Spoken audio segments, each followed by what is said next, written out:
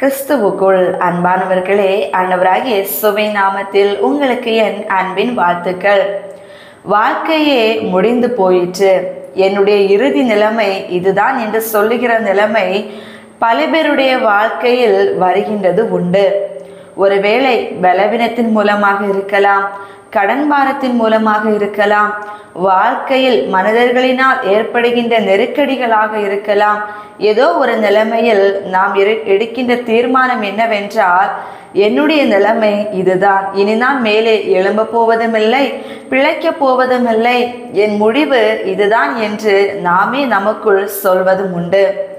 அதே போலதான் இங்கே வேதத்திலும் ஆதியாகமம் 21ஆம் அதிகாரம் 16வது வசனத்திலே, பிள்ளை சாகிறதை நான் பார்க்க மாட்டேன் என்று எதிராக அம்பு பாயும் தூரத்திலே போய் உட்கார்ந்து சத்தமிட்டு அழுதாள் ஆகார்.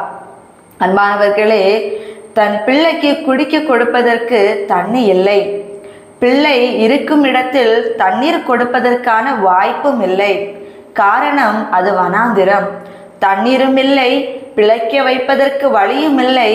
எனவே என் பிள்ளை சாகிறதை நானே நேரில் பார்ப்பது எப்படி?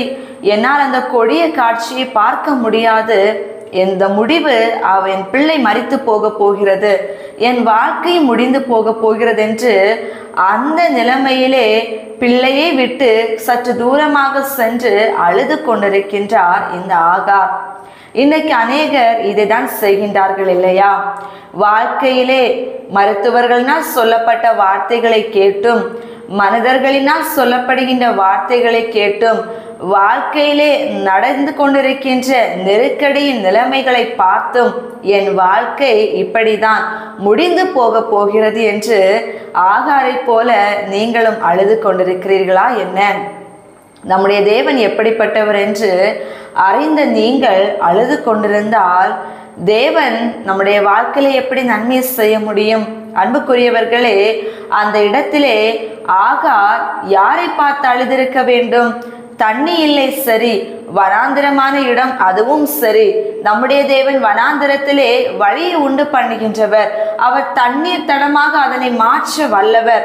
அப்பேற்பட்ட கர்த்தரை அறிந்த அவள் அந்த நெருக்கத்தின் மத்தியிலே, கர்த்தாவே என் பிள்ளையை காப்பாற்றும், என் பிள்ளைக்கான தண்ணீரை நீர் எடுத்து தாரும் என்று சொல்லி முடிவு போகின்ற அந்த நேரத்திலே கர்த்தரை நோக்கி அபயமிட்டிருக்க வேண்டிய அவளோ தன் நிலைமை இதுதான் என்று சொல்லி மற்றவர்களை போல தன்னுடைய நிலைமையை குறித்து அழுது கொண்டிருக்கின்றார்.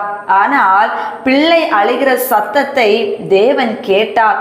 ஆகாருடைய கண்ணீரை அல்ல, பிள்ளையின் அழுகையை கர்த்தர் கேட்டு அந்த வனாந்தரத்திலே ஒரு துறவை காண்பித்து கொடுத்து அந்த பிள்ளையின் ஜீவனை காப்பாற்றுவதற்கான வழியை கர்த்தர் வாய்க்க பண்ணி கொடுத்தார். எனக்கு அன்புக்குரியவர்களே, தேவன் ஆகாருடைய கண்ணீருக்கல்ல, பிள்ளையின் சத்தத்துக்கு செவி கொடுத்தார். காரணம், ஆகார் கர்த்தரை நோக்கி முறையிடவில்லையே, பிள்ளைதானே அழுது கொண்டிருந்தது.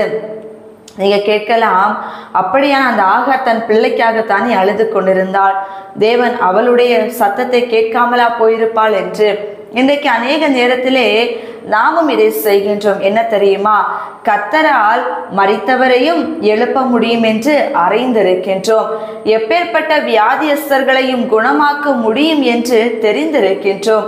அவரால் செய்யக்கூடாத ஒரு காரியம் இல்லை என்றும் நாம் அறிந்திருக்க, மனிதர்களினாலும் நம்முடைய வாழ்க்கையில நேரிடுகின்ற சூழ்நிலைகளினாலும் வருகின்ற கஷ்டங்களையும் காரியங்களையும் கர்த்தரால் மாற்ற முடியும் என்கின்ற ஒரு திட நம்பிக்கை, விசுவாசம் நமக்குள் இல்லாதபடிக்கு ஆகாரை போல நாமும் தூரத்திலே சென்று நமக்குள்ளே நம் நிலைமையை குறித்து அழுது கொண்டிருக்கிறோமே தவிர தேவ சமூகத்திலே கடந்து போவதற்கு மறந்து போகின்றோம், மனமில்லாமற் போகின்றோம். ஆகையால் அநேக நேரங்களில் உங்களுடைய விண்ணப்பங்களுக்கு நீங்கள் பலனை பெற்றுக்கொள்ள முடியாமல் நீங்களே இழந்து கொண்டிருக்கிறீர்கள்.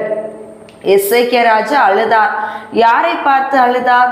கர்த்தரை பார்த்து அழுதார். நான் உமக்கு முன்பதாக எப்பேற்பட்ட ஒரு வாழ்க்கை வாழ்ந்தேன் என்பதனை நினைத்தருளும் என்று சொல்லி கர்த்தர்கிட்ட தன்னுடைய வாழ்க்கை நிலைமை குறித்து சொல்லி அழுதார். முடிந்து போகின்ற தருணத்திலே தேவன் செவி கொடுத்தாரா?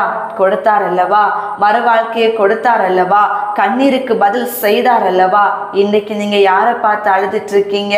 கடைசி நேரம் வந்து விட்டது என்று மனிதர்கள் சொல்லுகிற வேளையில், மருத்துவர்கள் சொல்லுகிற வேளையில் முடிந்து விட்டதென்று நினைத்து உங்களுக்குள்ளே அழுகின்றீர்களே. முடிந்த வாழ்க்கையை தொடங்க வைக்க முடியும் என்று நினைக்கிற கர்த்தரிடத்தில் ஏன் நீங்கள் கேட்கவில்லை? ஏன் அளவில்லை? ஏன் நம்பிக்கை இல்லாமல் போயிற்று? ஏன் அந்த நேரத்தில் தேவனுடைய கிருபையை நாம் இன்றைக்கு மறந்து நிற்கிறவர்களாக மாறிவிட்டோம்?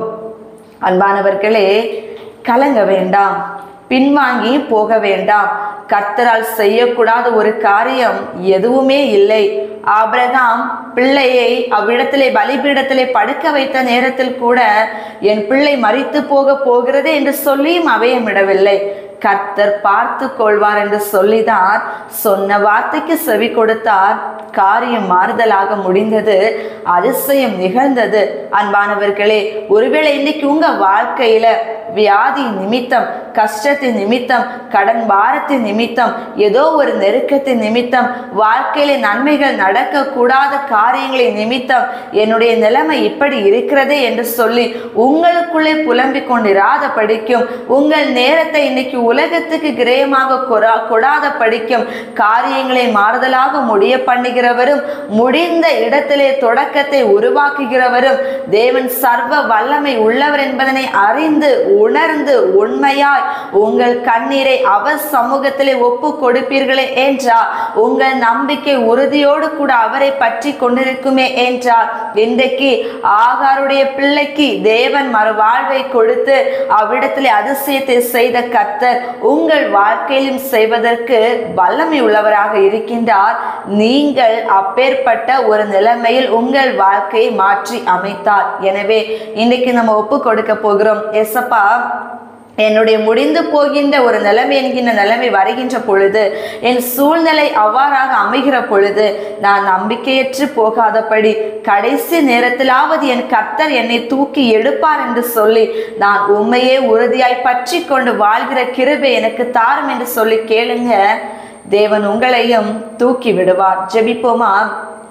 அன்பின் நல்ல தகப்பனே, திக்கற்றவர்களுக்கு சகாயரும் நீரே, ஆதரவற்றவர்களுக்கும் அநாதைகளுக்கும் அரணிப்பாக புகலிடமாக இருந்து காத்து கொள்ளுகிற கர்த்தரும் நீரே. உம்மை உறுதியாய் பற்றி கொண்ட மனதை உடையவன் உம்மையே அவன் நம்பி இருக்கிறபடியினால் நீர் பூரண சமாதானத்தை கொடுக்க கிருபை உள்ளவராக இருக்கின்றீர்.